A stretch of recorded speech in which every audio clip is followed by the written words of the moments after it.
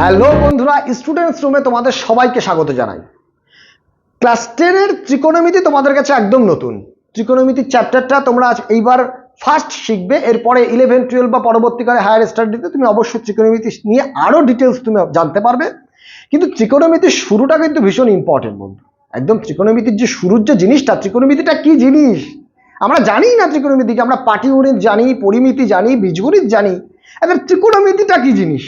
হঠাৎ করে ত্রিকোণমিতির চ্যাপ্টারটা করছি, অনেকে তোমরা করছো, বাড়িতে হয়তো চ্যাপ্টার করেছো, কিন্তু ত্রিকোণমিতিটা কি জিনিস তাই জানতে পারো না।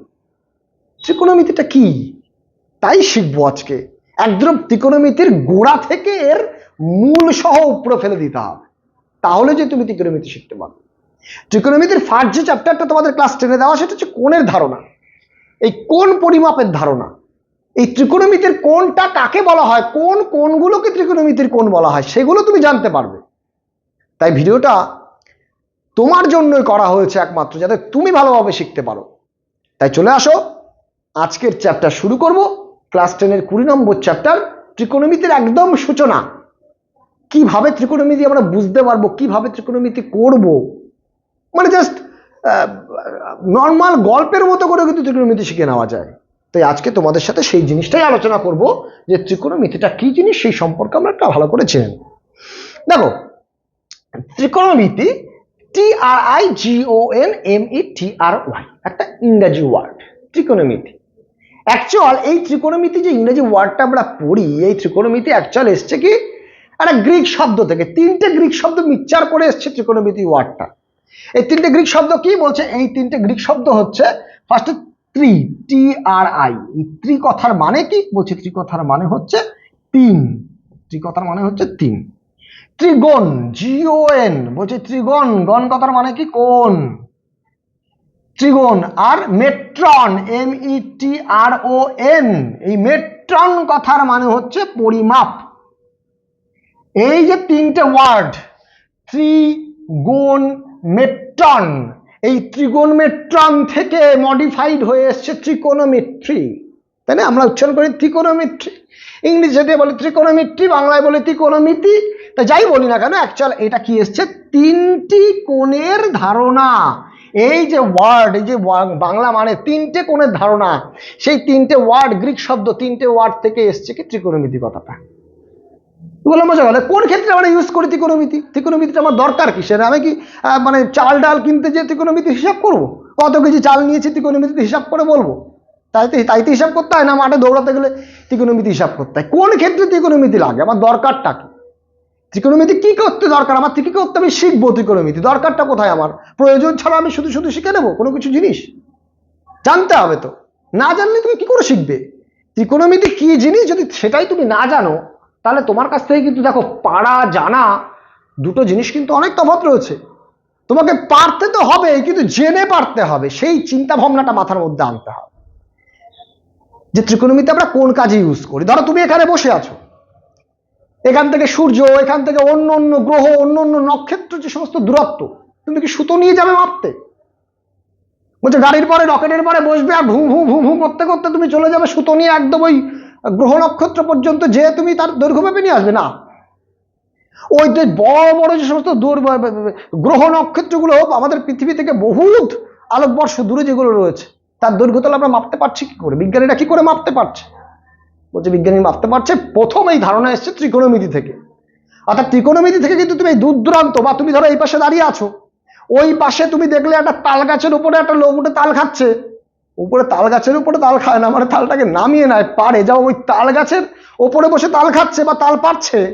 তুমি নদীর এই পাশ থেকে দেখছো যে প্রচুর পরিমাণে জল যাচ্ছে, আমি তার নদীর ওই পারে যাবো না, তুমি এই পারে দাঁড়িয়ে থেকে ওই গাছটার হাইট কতটা, ওই লোকটা কতটা উপরে আছে তুমি মাপতে পারবে। হ্যাঁ, একে বলে ত্রিকোণমিতি। ঘুড়ি ওড়াও না? ঘুড়ি ওড়াও নিশ্চয়ই, কেউ না কেউ ওড়াও। বা যারা মেয়েরা রয়েছে বা কিছু ছেলেরা আছে যারা ঘুড়ি না ওড়াতে পারলেও অন্তত ঘুড়ি ওড়ানো কিন্তু তোমরা দেখেছো, তাই না? ওই ঘুড়ি ওড়ানো তো তুমি দেখেছো, যে একজন লাটায় নিয়ে দাঁড়িয়ে থাকে, যে ঘুড়ি ওড়ায় সে নিশ্চয়ই ঘুড়ি নিচে থাকে, লাটায় সহ ওই লোক উপরে চলে যায় না? কি যায়, ঘুড়ি নিচে রয়েছে, লাটায় সহ উপরে চলে গেছে, উপর দিয়ে দেখছে এই ঘুড়ি হয়েছে, বাড়িতে ঘুড়ি আমার। তা তো হয় না। কি করে দাঁড়ে?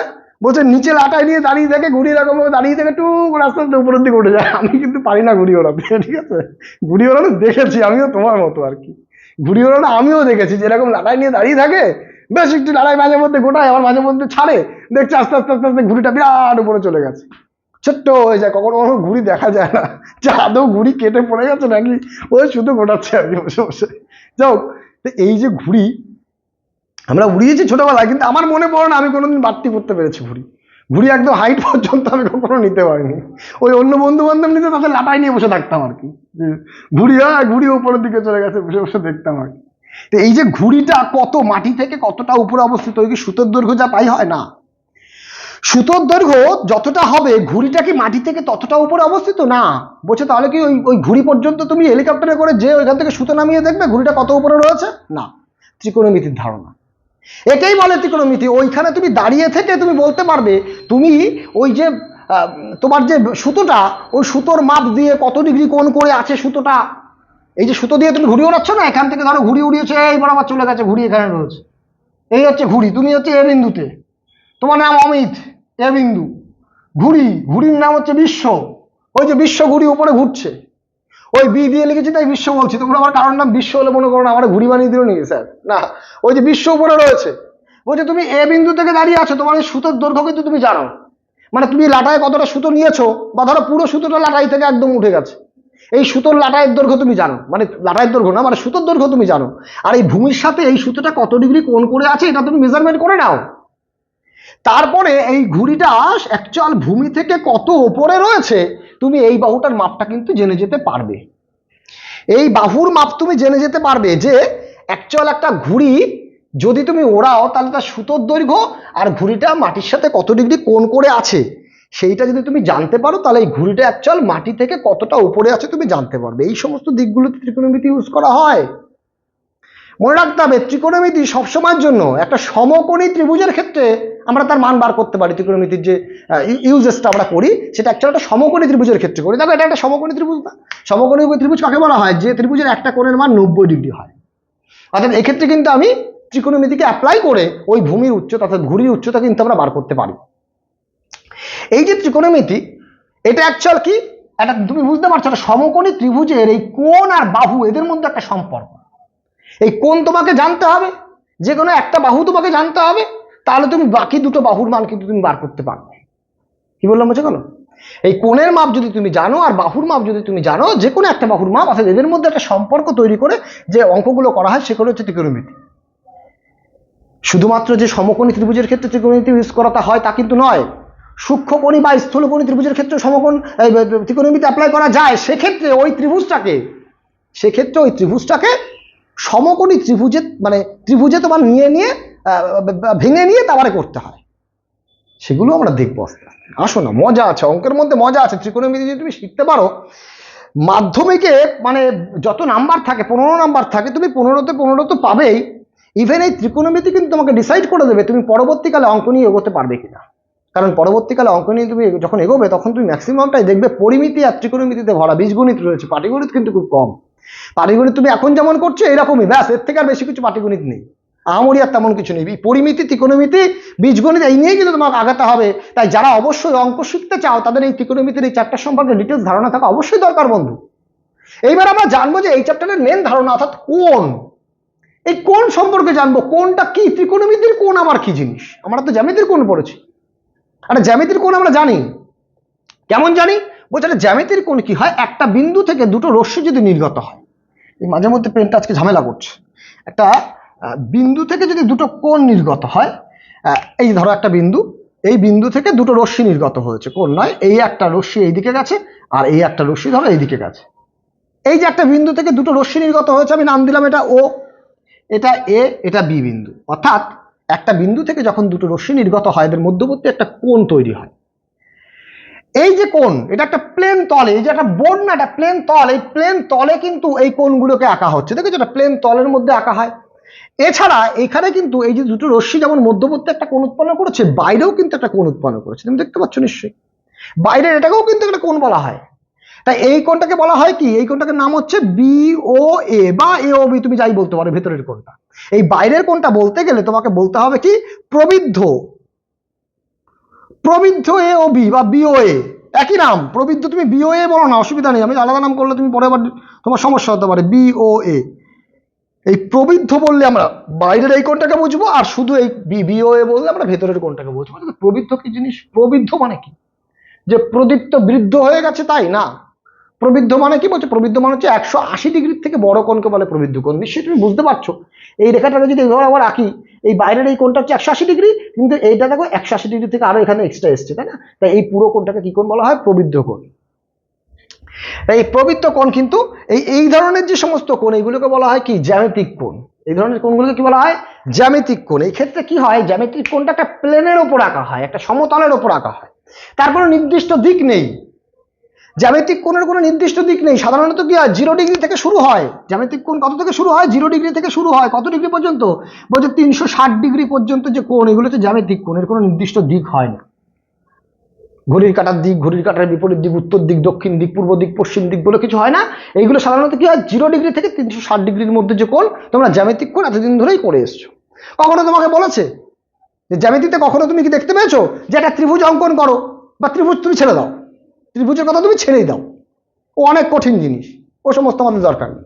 কখনো তোমাকে বলেছে যে তুমি একটা কোণ অঙ্কন করো যার একটা কোণের মান হচ্ছে 400 ডিগ্রি বা 440 ডিগ্রি বা 400 ডিগ্রি, ধরো তুমি, আমি 400 বললাম যখন ফার্স্টে, ধরো তোমাকে বলেছে কি যে একটা কোণ অঙ্কন করো যা কোণের মান 400 ডিগ্রি, বলবে পাগল হয়ে গেছে, 400 ডিগ্রি কোণ কি করে আঁকবো?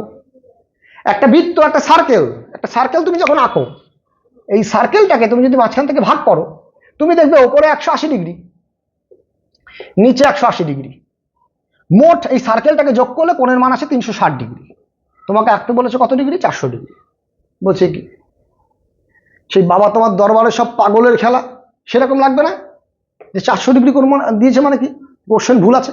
বলছে হ্যাঁ ভুল থাকে, অবশ্যই ভুল আছে, কারণ জ্যামিতির ক্ষেত্রে কিন্তু তোমার 400 ডিগ্রির থেকে বড় অর্থাৎ 360 ডিগ্রির থেকে বড় কোণ তোমাকে আঁকা যায় না, তোমাকে দেবেও না। কিন্তু ত্রিকোণমিতি আলাদা জিনিস, আলাদা মজা। এখানে তুমি 360 ডিগ্রির থেকেও বড় কোণ আঁকতে পারবে। হ্যাঁ পারবে। তাহলে আগে আমাকে জানতে হবে যে ত্রিকোণমিতির কোণটা কাকে বলছি, কোন কোণগুলোকে আমরা ত্রিকোণমিতিক কোণ বলি। দেখো দেখে নাও, ত্রিকোণমিতিক কোণ আমরা কোনগুলোকে বলি, কোনগুলোকে আমরা ত্রিকোণমিতির কোণ বলবো, আর জ্যামিতিক কোণ কোনগুলো, সেইগুলোর মধ্যে একটু নিজেকে ডিফারেন্সিয়েশন জানতে হবে যে এগুলোর ডিফারেন্সটা কি, জ্যামিতিক কোণটা আর ত্রিকোণমিতিক কোণের মধ্যে তফাৎটা কি জিনিস। বলছে ত্রিকোণমিতির কোণ হলো, ধরো একটা বিন্দু থেকে দুটো রশ্মি নির্গত হয়েছে, আগেরটার মতো, ধরো এই একটা রশ্মি নির্গত হয়েছে, এই রশ্মিটা ফিক্সেবল বা ফিক্সেবল দরকার, তুমি ধরো একটা রশ্মি নির্গত হয়েছে, একটা রশ্মি নির্গত হয়েছে, সেটা হচ্ছে ও বিন্দু থেকে, এই যে ও বিন্দু থেকে এ বিন্দুতে এসছে, একটাই রশ্মি নির্গত হয়েছে।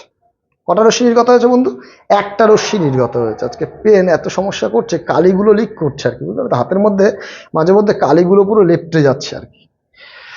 তাহলে একটা সরল রেখাটা, একটা রশ্মি নির্গত হয়েছে ও বিন্দু থেকে এর দিকে, বলছে এই রশ্মিটা তুমি মুভমেন্ট করাচ্ছ, মানে এরকম ভাবে ঘুরছে, এই রশ্মিটা মানে আস্তে আস্তে এইদিকে আসছে, ধরো ধরো এখান থেকে এইদিকে চলে এসছে, তুমি চাইলে এদিকেও ঘোরাতে পারো, সেটা বলবো আস্তে আস্তে বলবো। দেখো এইখানে ধরো এখানে হচ্ছে এ ড্যাশ লিখলাম, তোমার বোঝার সুবিধার্থে, যেহেতু ও এ বাহুটাই, ওই বাহুটাকেই আমি ওই রশ্মিটাকেই ঘোরাচ্ছি, তাহলে ও এই ও এ বলছি কেন, মানে হ্যাঁ ও এ রশ্মিটাকে ঘোরাচ্ছি যেহেতু, ও ড্যাশ নাম দিয়েছি আমি, এ ড্যাশ নাম দিয়েছি, সরি, ও এ ড্যাশ।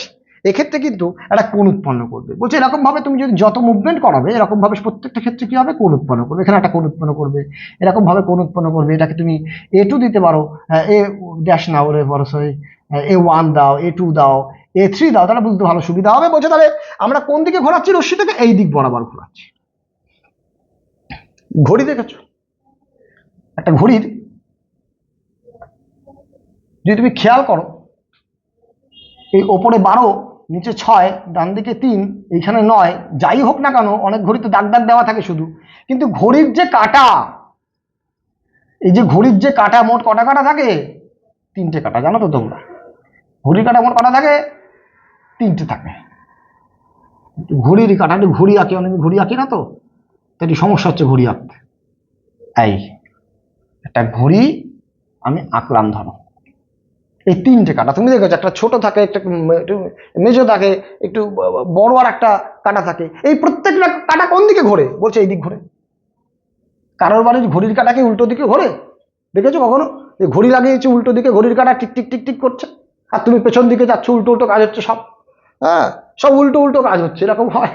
রাত্রেবেলাতে তুমি রাত্রেবেলা ঘুমের দিয়ে উঠলে, রাত্রেবেলা উঠে গেছে, এবার আস্তে আস্তে সন্ধে হচ্ছে, তারপরে বিকেল হচ্ছে, দুপুর হচ্ছে, সকাল হচ্ছে, ভোর হচ্ছে, আবার রাত্রি হয়ে যাচ্ছে।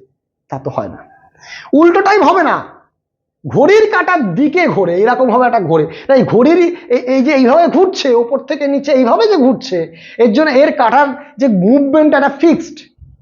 তাই আমরা যে কোনো সময় কোনো ঘোড়ার কোন দিকে ঘুরছি, কোন দিকে, উল্টো দিকে ঘুরে না সোজা দিকে ঘুরে, বলি এই সোজা দিকে ঘোর, এই সোজা দিক মানে আবার কি, আমার সোজা দিকে এরাম, আমি এরাম ঘুরবো, আমার সোজা দিকে এরাম, এক একজন এক এক দিকে ঘুরবে না। তাই সোজা দিকে আবার কি বলে, এটা হচ্ছে ঘড়ির কাঁটার দিকে।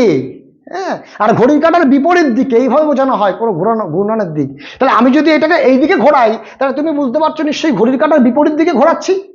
একদম, এই ঘড়ির কাঁটার বিপরীত দিকে তুমি ঘোরাচ্ছি। ধরো ফার্স্টে আমি কোণ করলাম 30°, তারপরে এই বাহুটার সাথে এই কোণটা আবার ধরো 45°, তারপরে এই পুরো কোণটা ধরো 60°, এরকম ভাবে আমি ধরো 90° আঁকলাম। তারপরে ঘুরতে ঘুরতে ঘুরতে ঘুরতে আবার এই বিন্দুতে এসেই থামলাম। বলছি এ কি, এই রশ্মি থেকে শুরু করেছিলাম, আবার এই রশ্মিতেই ঘুরে এসে থামলাম। বলছে কত ডিগ্রি কোণ উৎপন্ন করেছে।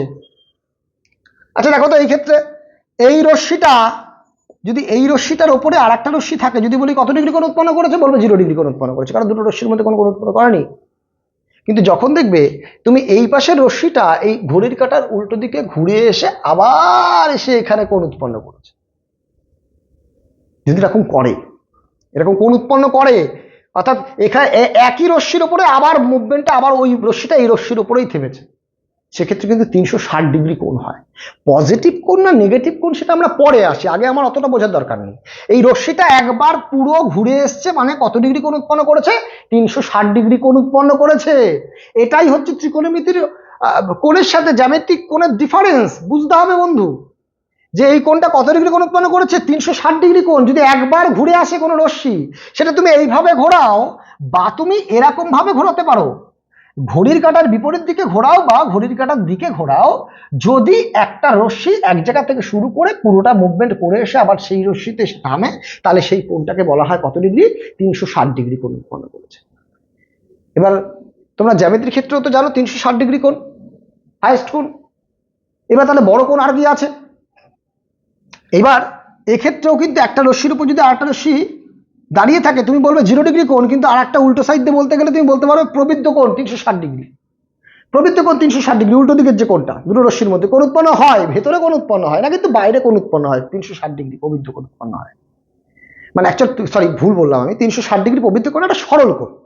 360° প্রবৃদ্ধ কোণ, প্রবৃদ্ধ কোণ কাকে বলে, 180° থেকে বড়, 360° থেকে ছোট কোণকে বলা হয় প্রবৃদ্ধ কোণ। তাহলে এক্ষেত্রে সরল কোণ উৎপন্ন হবে, অর্থাৎ একটার উপর আর একটা রেখা ভেতরে কোনো কোণ উৎপন্ন করবে না। কিন্তু এই ত্রিকোণমিতির ক্ষেত্রে কিন্তু কোণ উৎপন্ন করে। ইভেন তুমি একটা রশ্মিকে দুবার ঘোরাতে পারো, একটা রশ্মিকে যদি তুমি দুবার ঘোরাও, একবার ঘুরলে কত ডিগ্রি কোণ উৎপন্ন করে, 360°। দুবার ঘুরলে কত ডিগ্রি কোণ উৎপন্ন করবে, বলছে 720° কোণ উৎপন্ন করবে। তার মানে ত্রিকোণমিতিতে তুমি কিন্তু বড় কোণ উৎপন্ন করাতে পারো, 360° থেকেও কিন্তু বড় কোণ উৎপন্ন হতে পারে। তুমি একবার, দুবার, তিনবার, পাঁচবার, 20 বার, 200 বার, 300 বার ঘোরাও না, অসুবিধা নেই।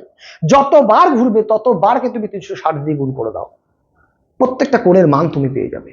এবার রশ্মিটা যদি ঘড়ির কাঁটার দিকে ঘোরে, নিশ্চয়ই ঘড়ির কাঁটা তুমি বুঝতে পারছো, যদি এরকম ভাবে রশ্মিটা ঘোরে, এরকম ভাবে যদি রশ্মি ঘোরে, তাহলে অবশ্যই ঋণাত্মক কোণ উৎপন্ন করে, নেগেটিভ কোণ উৎপন্ন করে। মনে রাখতে হবে, এটা ত্রিকোণমিতির ব্যাপার।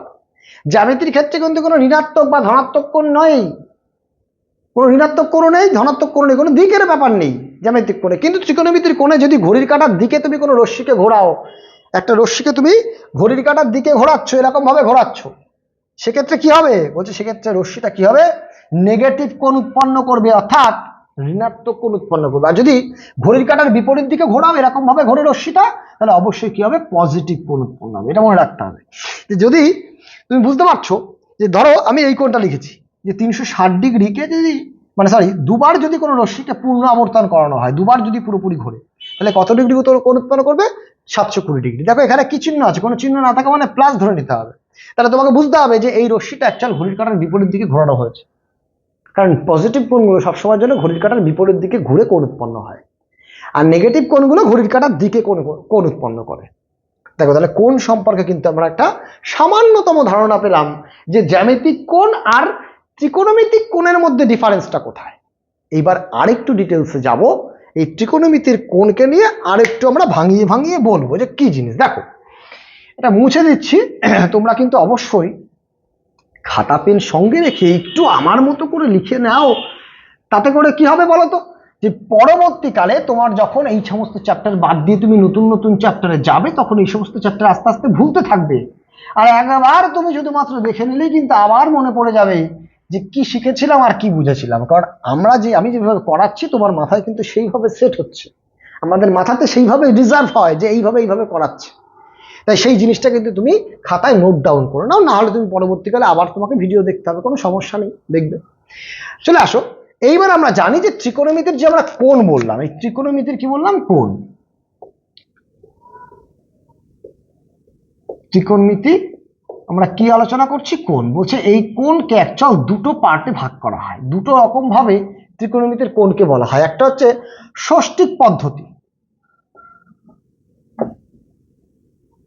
ষষ্ঠিক পদ্ধতিতে বলা হয়, আর একটাকে বলা হয় বৃত্তীয় পদ্ধতি, বৃত্তীয় পদ্ধতি। এবার ষষ্ঠিক পদ্ধতিতে কোণ মানে কি আর বৃত্তীয় পদ্ধতিতে কোণ মানে কি, সেই জিনিস সম্পর্কে তোমাকে একটু জানতে হবে। তোমরা হয়তো স্কুলে বা বাড়িতে তোমরা করেছো যে ষষ্ঠিক পদ্ধতিতে মান বার করো, বৃত্তীয় পদ্ধতিতে মান বার করো। অ্যাকচুয়াল ষষ্ঠিক পদ্ধতিতে মান বার করবো, ঠিক আছে, করতে পারো তোমরা, কিন্তু ষষ্ঠিক পদ্ধতির মানেটা কি, ধরোটা কি বলেছে, বলছে ষষ্ঠিক পদ্ধতি মানে ধরো তুমি একটা বৃত্তকে তুমি এরকম প্লাস আকারে ভাগ করেছো, লম্বভাবে প্লাস আকারে ভাগ করছো। বলছে তাহলে এই যে এক একটা পার্ট, মোট কটা পার্টে ভাগ হয়েছে, দেখো তো 4টে পার্টে ভাগ হয়েছে। এই এক একটা পার্টকে বলা হয় 90 ডিগ্রি, অর্থাৎ এখান থেকে যে এই পার্টটাকে কি বলা হয়, 90 ডিগ্রি। কি বলা হবে, এক একটা পার্টকে বলা হয় কত ডিগ্রি, 90 ডিগ্রি। আচ্ছা, অর্থাৎ এইখান থেকে এইটুকু অংশ কটা ভাগে বিভক্ত হয়েছে, 90টা ভাগে বিভক্ত হয়েছে। এরকম ভাবে কতগুলো ভাগে বিভক্ত হয়েছে, 90টা ভাগে বিভক্ত হয়েছে। আর প্রত্যেকটা ভাগকে কিন্তু কি বলা হয়, 1 ডিগ্রি করে বলা হয়। প্রত্যেকটা ভাগকে কি বলা হয়, 1 ডিগ্রি। অর্থাৎ 90টা ভাগ করলে 1 ডিগ্রি করে মোট 90 ডিগ্রি চলে আসে। তাহলে এখান থেকে এইটুকু পার্টকে মোট কত ভাগে ভাগ করা হয়েছে, 90টা পার্টে ভাগ করলে প্রত্যেকটা পার্টের দৈর্ঘ্য কত করে আসে, 1 ডিগ্রি করে আসে। মনে রাখবে, এই 1 ডিগ্রি মানে ধরো এখান থেকে এইটুকু, এই যে 1 ডিগ্রি মানে আমি একটু ডিপ কালি দিয়ে তোমাকে বোঝানোর চেষ্টা করছি। ধরো আমি পুরোটা কভারেজ করে দিয়েছি কোণটা, এই 1 ডিগ্রি, এই কোণটাকে যদি আবার 60টা খণ্ডে ভাগ করা হয়, এই কোণটাকে যদি আবার 60টা ভাগে ভাগ করা হয়, তাহলে যে প্রত্যেকটা ভাগ আসে তাকে বলে 1 মিনিট। এরকম ভাবে মাথায় ডট দিতে হয়। অর্থাৎ তুমি বলতে পারো যে 1 ডিগ্রি মানে 60 মিনিট। এবার তুমি বলছি কি দাদা, আমি তো ঘন্টা মানে জানতাম, 1 ঘন্টা মানে 60 মিনিট, তাই ভুল শেখাচ্ছ নাকি, 1 ঘন্টা মানে তো 60 মিনিট। বলছে মিনিটও কিন্তু একটা কোণের সাইন, মিনিট কিন্তু কোণের একটা চিহ্ন। তোমরা যেন সময়কে বলো মিনিট, সেকেন্ড, ঠিক তেমনি এরকম ভাবে যে 1 ডিগ্রি কোণ তুমি পেয়েছো, যে একটা ডিগ্রি কোথা থেকে পেলাম, একটা বৃত্তকে তুমি 4টে ভাগে ভাগ করলে একটা কোণকে পাচ্ছ 90 ডিগ্রি। এই 90 ডিগ্রিকে যদি 90টা খণ্ডে ভাগ করি, তাহলে এক একটা খণ্ডকে বলে 1 ডিগ্রি। ওই 1 ডিগ্রির মধ্যে যে 60খানা কোণ, 1 ডিগ্রিকে যদি তুমি 60 ভাগে ভাগ করো, তার প্রত্যেকটা কোণকে বলা হয় 1 মিনিট করে। তাই আমি বলতে পারি 1 ডিগ্রি মানে কত মিনিট, 60 মিনিট। আবার ওই যে ওই যে তুমি 1 মিনিট পেয়েছো, সেই 1 মিনিট মানে একদম বুঝতে পারছো সূক্ষ্ম একটা কোণ, মানে সামান্য একটু কোণ। ওই কোণটাকে তুমি যদি আবার 60 দিয়ে ভাগ করো, অর্থাৎ যদি আবার 60টা পার্টে ভাগ করো, তাহলে তুমি যেটা পাবে সেটা হচ্ছে 1 সেকেন্ড। এই যে মিনিট বললে ওপরে একটা ড্যাশ দিতে হয়, সেকেন্ড বললে দুটো কাঠি দিয়ে দিতে হয়, ব্যাস। 1 কাঠিতে মিনিট, 2 কাঠিতে সেকেন্ড। তাই বলেছে যদি 1 মিনিট মানে আমি কত সেকেন্ড বলতে পারবো, 60 সেকেন্ড। তাহলে মনে রাখতে হবে এই ষষ্ঠিক পদ্ধতিতে মোট 3টে নিয়ম আছে। একটা হচ্ছে ডিগ্রি, 2 নম্বর হচ্ছে মিনিট, 3 নম্বর হচ্ছে সেকেন্ড। ডিগ্রি, মিনিট, সেকেন্ড, এদের মধ্যে সম্পর্ক কি বলছে, এই ডিগ্রি থেকে যদি মিনিটে আসি তাহলে 60 দিয়ে গুণ করতে হবে, মিনিট থেকে সেকেন্ডে গেলেও কি করতে হবে, 60 দিয়ে গুণ করতে হবে। ঠিক, তোমার যদি বুঝতে অসুবিধা হয়, তুমি সবচেয়ে ভালো তুমি মনে রাখতে পারো একটা ডিগ্রিকে একটা মিনিটের সাথে তুলনা করতে পারো। যে 1 মিনিট মানে মিনিট বলছি কারণ ভুল বললাম, একটা ডিগ্রিকে তুমি 1 ঘন্টার সাথে তুলনা করতে পারো। যে 1 ঘন্টা মানে 60 মিনিট, তুমি ঘন্টার জায়গায় মিনিটকে ডিগ্রিকে ভাবো। তাহলে 1 ডিগ্রি মানে কত মিনিট? 60 মিনিট। আবার 1 মিনিট মানে কত সেকেন্ড? 60 সেকেন্ড। তাহলে তুমি বুঝতে পারছো যে যদি কখনো ডিগ্রি থেকে মিনিটে যেতে হয় বা মিনিট থেকে সেকেন্ডে যেতে হয়, তাহলে ডিগ্রি থেকে মিনিটে গেলে 60 দিয়ে গুণ করবো, মিনিট থেকে সেকেন্ডে গেলে 60 দিয়ে গুণ করবো, উল্টো প্রসেসে কি করতে হবে? 60 দিয়ে ভাগ করতে হবে, ব্যাস। এই যে মিনিট থেকে সেকেন্ড থেকে মিনিটে আসবো 60 দিয়ে ভাগ, আবার মিনিট থেকে ডিগ্রিতে আসবো 60 দিয়ে ভাগ, তাহলেই কিন্তু কেল্লা ফাতে। ষষ্ঠিক পদ্ধতির এই 3টে জিনিস তোমাকে মনে রাখতে হবে। আর যেটা জানবো সেটা হচ্ছে বৃত্তীয় পদ্ধতি। তোমরা নাম শুনেছো বৃত্তীয় পদ্ধতি, আরে বৃত্তীয় পদ্ধতিটা কি জিনিস জানলামই তো না, শিখবোটা কি? পারবে কিন্তু শিখতে পারবে না, তাই চলে আসো। আর এই বৃত্তীয় পদ্ধতি বোঝার জন্য তোমাকে একটু ছবি এঁকে নিতে হবে। দেখো একটা বৃত্ত আমরা অঙ্কন করলাম, একটা বৃত্ত অঙ্কন করলাম। ধরো এই যে বৃত্তটা, এই বৃত্তের একদম কেন্দ্র থেকে আমি এই অংশটাকে আমরা কি বলি? ব্যাসার্ধ বলি। এটাকে ধরো আর দিয়ে বুঝলাম আমরা, ব্যাসার্ধকে আমরা আর বলি। বলছে এই আর এর দৈর্ঘ্য যা, যদি একই মাপ নিয়ে আমি একটা বৃত্তচাপ আঁকি, বৃত্তচাপের দৈর্ঘ্য কত? আর। তাহলে এই যে এই ব্যাসার্ধের দৈর্ঘ্য আর বৃত্তচাপের দৈর্ঘ্য কত? আর। এই একই মাপের ব্যাসার্ধ আর একই মাপের বৃত্তচাপের মধ্যবর্তী এই যে কোণ, এই কোণটাকে আমরা কি বলি? রেডিয়ান। কি বলি? 1 রেডিয়ান। এই কোণটাকে বলা হয় কি? রেডিয়ান।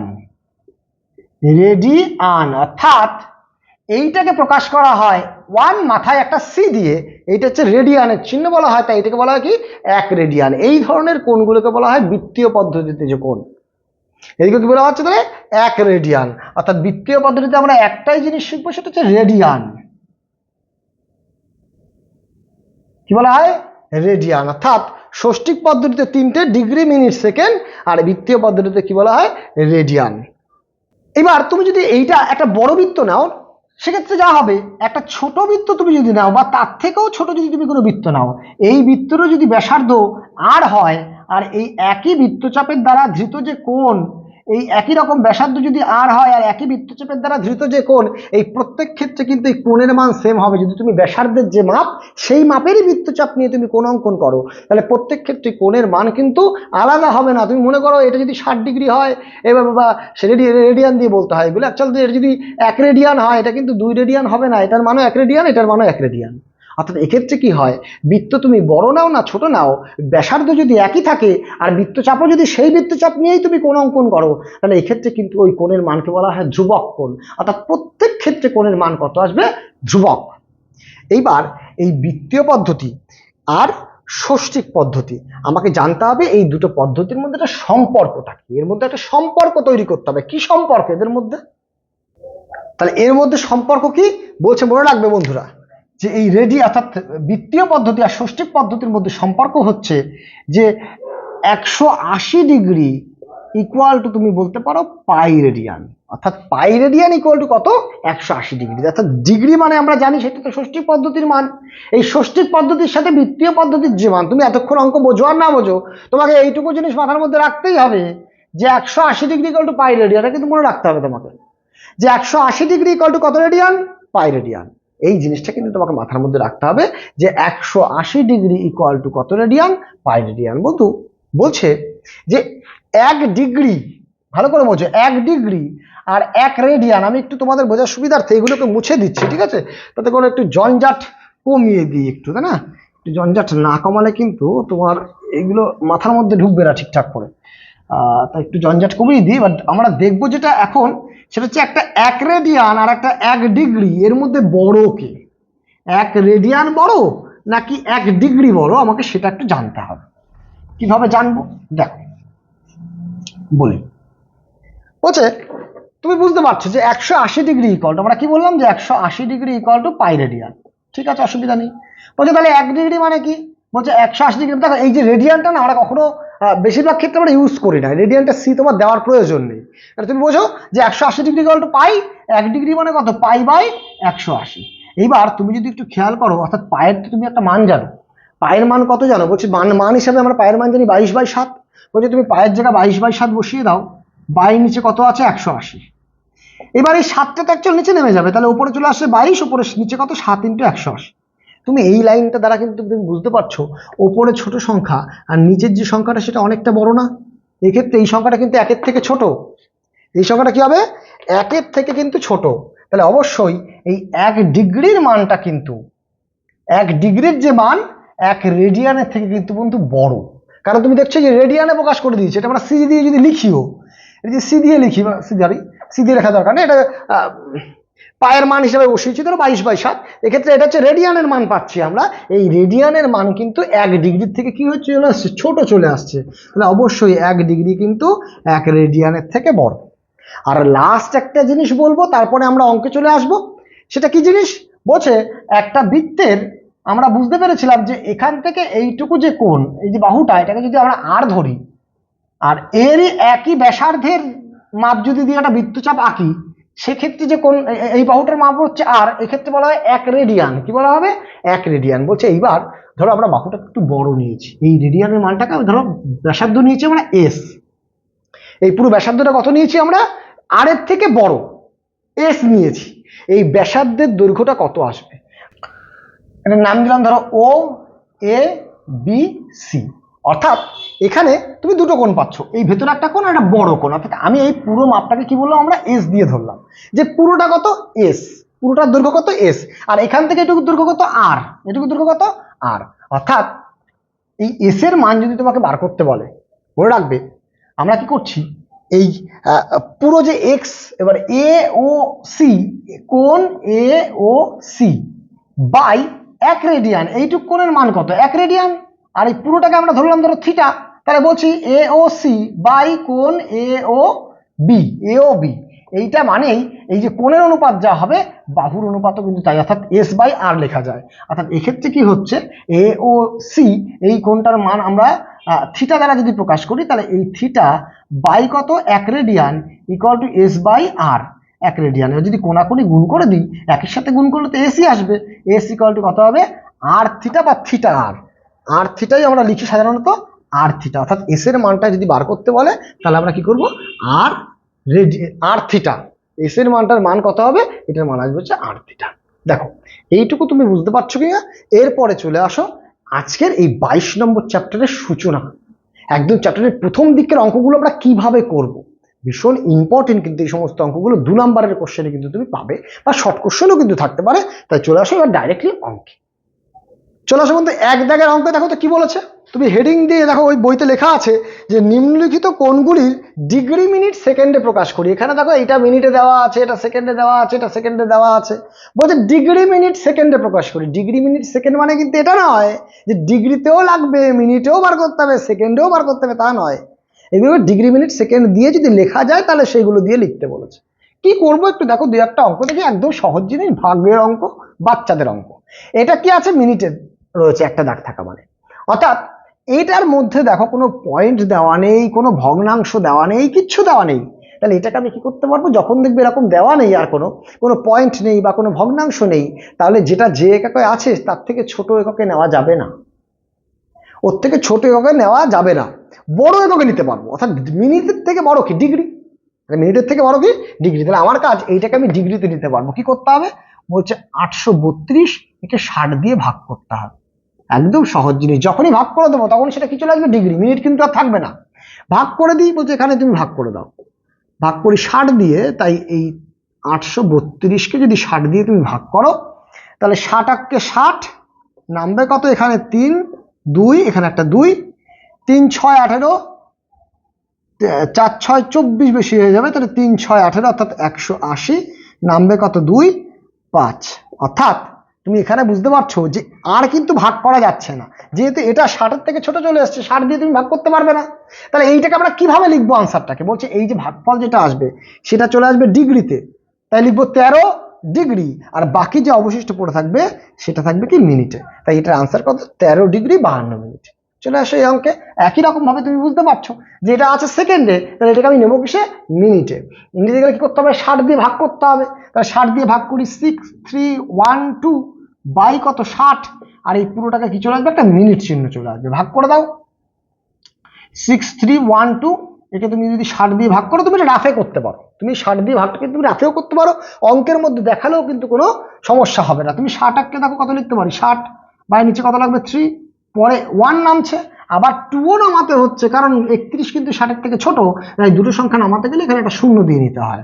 আর কত দিয়ে ভাগ করা যাবে বলছে, এটাকে তুমি 5 দিয়ে ভাগ করে 5 6 30, অর্থাৎ 5 বাদ দেবো, আসবে কত 300, আসলে কত 12। অর্থাৎ তোমার এখান থেকে যেটা তুমি পাচ্ছ এই মিনিট দিয়ে, এই ভাগফলটা হচ্ছে মিনিট, 105 মিনিট 12 কি সেকেন্ড। এইটা যেহেতু তুমি ডিগ্রিতে নিয়েছিলে তাই ভাগফলটা ডিগ্রি, বাকিটা হচ্ছে মিনিট। এখানে তুমি মিনিটে নিয়েছো তাই ভাগফলটা হচ্ছে মিনিট, বাকিটা ডিগ্রি। কিন্তু এখানে যে মিনিটে আমার এসছে এই যে সংখ্যাটা, এটা দেখো 60-এর থেকে বড় আছে, তাই এটাকে আমি আবার ভাগ করতে পারবো, আর নিয়ে কিসে নিতে পারবো, ডিগ্রিতে নিতে পারবো। তাই তুমি যদি এটাকে 60 দিয়ে ভাগ করো, আমি এটা রাফে করে দিচ্ছি, দেখো 105-কে তুমি যদি 60 দিয়ে ভাগ করো তাহলে একবারই যায় না, 60-কে 60 নামবে কত 45। তাই তুমি বলতে পারো এটাকে 105/60, এইরকম মাথায় ডিগ্রি দাও, প্লাস 12 মিনিট, সরি সেকেন্ড, এই প্লাস 12 সেকেন্ড এক্সট্রা পড়ে আছে, তাই প্লাস 12 সেকেন্ড আকারে লিখলাম। আর এটা মানে তোমাকে কি বললাম যে 1 ডিগ্রি 45 মিনিট 12 সেকেন্ড। লাস্টের লাইনে কিন্তু তুমি কোনো প্লাস চিহ্ন কিন্তু আর দেবে না। দেখো তাহলে ফার্স্টে এইটাকে ভাঙলাম, কত পেলাম 105 ডিগ্রি 12 মিনিট, তুমি এটাকে রাফে করে নেবে। আর এই ভেতরের এই সংখ্যাটা যেহেতু 60-এর থেকে বড় রয়েছে মিনিটটা, তাই এটাকে আমি আবার 60 দিয়ে ভাগ করে ডিগ্রিতে আনতে পারবো, আর আনলে কত হবে 1 ডিগ্রি 45 মিনিট 12 সেকেন্ড। এই অঙ্ক দেখো 375 বাই কত 60 দিয়ে ভাগ করব, আর ভাগ করলে কিসে চলে আসবে মিনিটে, কারণ তুমি কিন্তু একবারে সেকেন্ড থেকে তুমি ডিগ্রিতে আনতে পারবে না, আগে মিনিটে আনতে হবে, তারপরে সেখান থেকে ডিগ্রিতে যদি আসে তাহলে নেব। ভাগ করি কত আসবে, তারপর এরকম ভাবে রাফে করবে, বলছো না যে রাফে করবে, আমি জায়গা কম ছিল বলে ওর মধ্যে করে দিয়েছিলাম, অসুবিধা নেই, তুমি অঙ্কের মধ্যে করলেও কিন্তু কাটবে না তোমাকে, তুমি 60 দিয়ে ভাগ করো, আর কত আসবে তাহলে 5 7, 5 7 সরি 5 বলছি কেন, 6 দিয়ে 5 6 3 6 6 36, 360 আসবে কত 15। তাহলে আসলো কত, এই 6-এর মাথায় কি লিখবো, তাহলে 6 মিনিট 15 সেকেন্ড। দেখো বুঝতে পারলে কিনা, 6 মিনিট 15 সেকেন্ড। তাহলে এই একটা অঙ্কতে কিন্তু ডিগ্রি মিনিট সেকেন্ডে এসছে, এগুলো কিন্তু ডিগ্রি মিনিট সেকেন্ডে আসেনি, কিন্তু মিনিট সেকেন্ড বা ডিগ্রি মিনিট এগুলোতে আসলেও কিন্তু আবার যেটাকে যেই অবধি নেওয়া যাবে সেটাকে সেই অবধি নিতে হবে। তাহলে এই তিনটের আনসার কিন্তু এটা।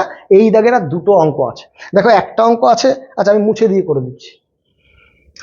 এবার দেখো এই অঙ্কটাতে কি করতে বলেছে, এটাকেও কিন্তু ডিগ্রি মিনিট সেকেন্ডে নিতে হবে, কিন্তু এখানে তুমি একটু ভালো করে বোঝার চেষ্টা করো, কিন্তু দেখো ভগ্নাংশ আছে, যখনই ভগ্নাংশ থাকবে বা পয়েন্ট দেওয়া থাকবে তখন কিন্তু তুমি ছোট এককে নিতে পারবে, অর্থাৎ কোন অংশটাকে, যেটা ভগ্নাংশ আকারে আছে যে বাকি পার্টটা, বা পয়েন্ট আকারে যে বাকি পার্টটা আছে সেই পার্টটাকে।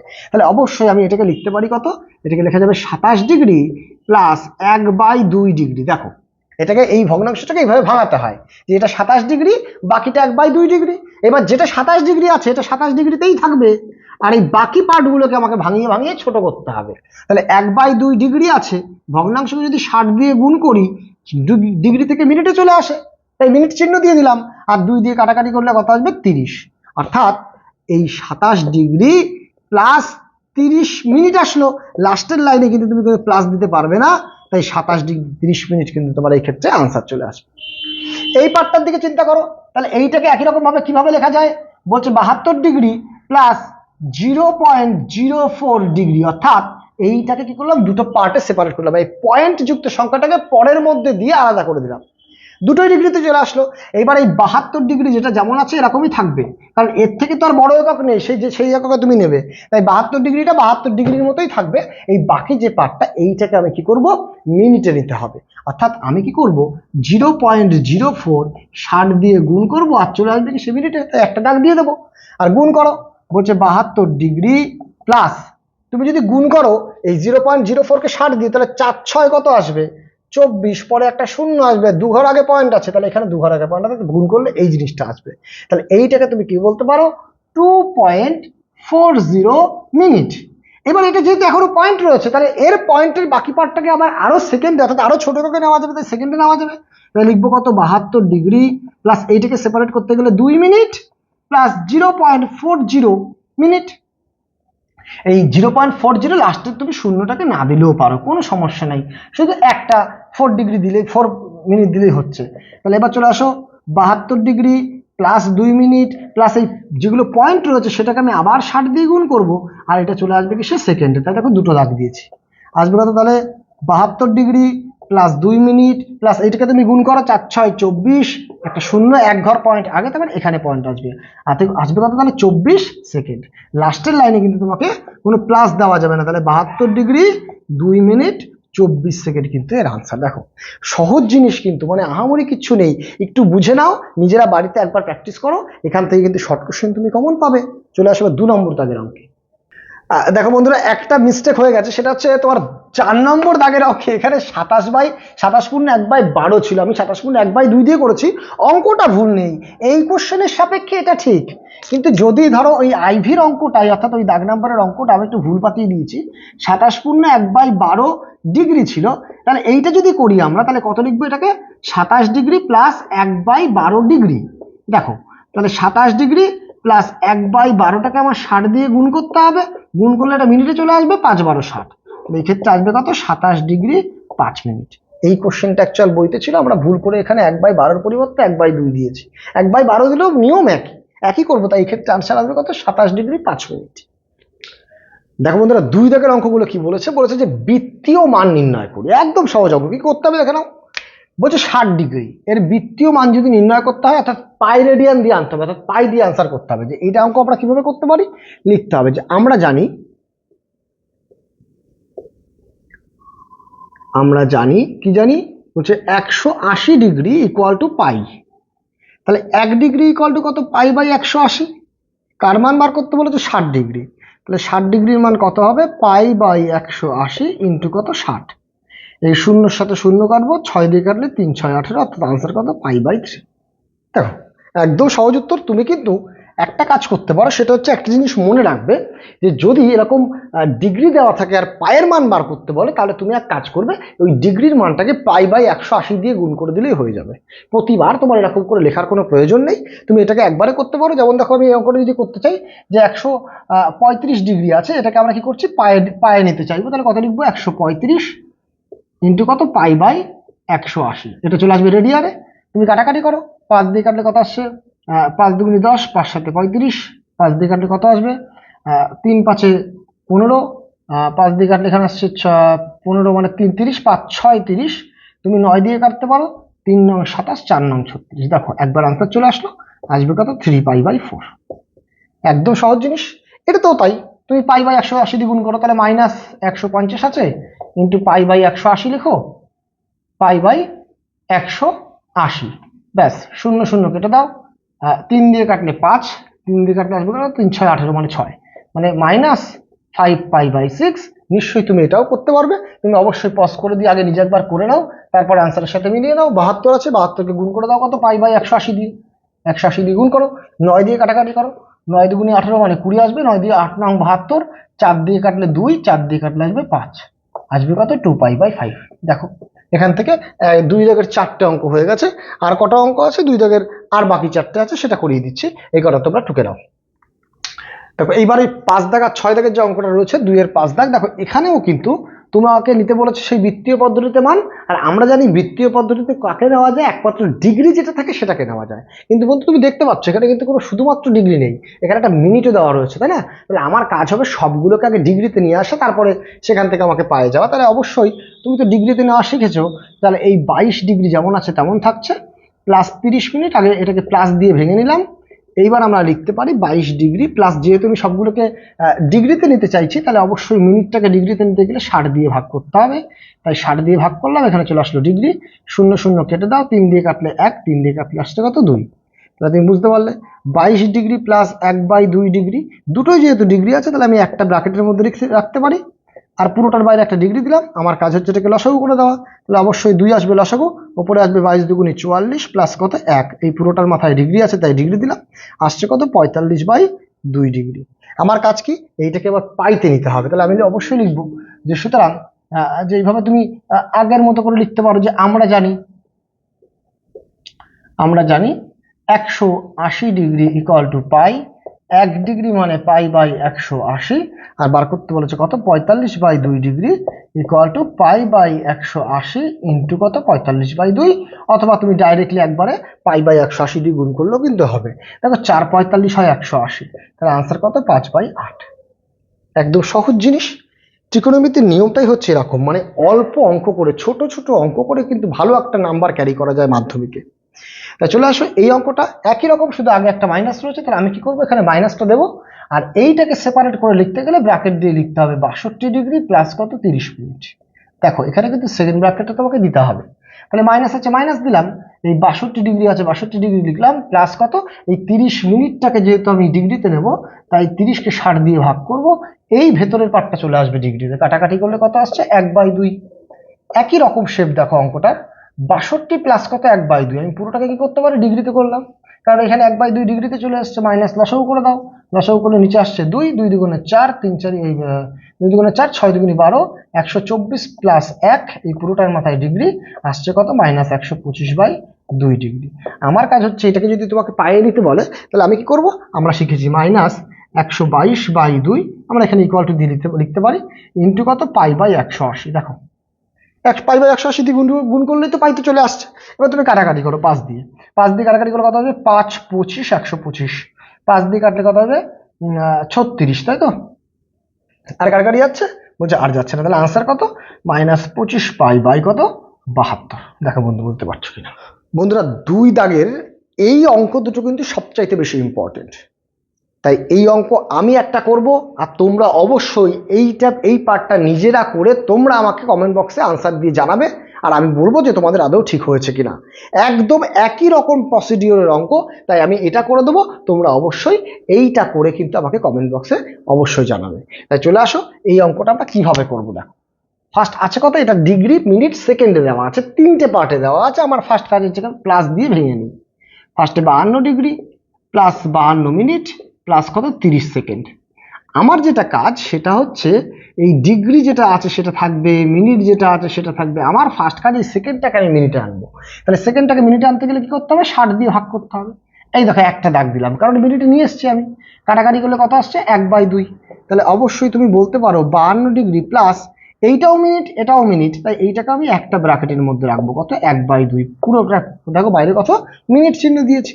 এবার তোমার কাজ হচ্ছে কি না এইটাকে লসাগু করে দেওয়া, লসাগু করলে নিচে কত আসবে 2, আর উপরে কত আসবে 104 প্লাস কত 1 মিনিট, তাহলে আসছে কত 52 ডিগ্রি প্লাস উপরে এখানে চলে আসছে 105/2 মিনিট।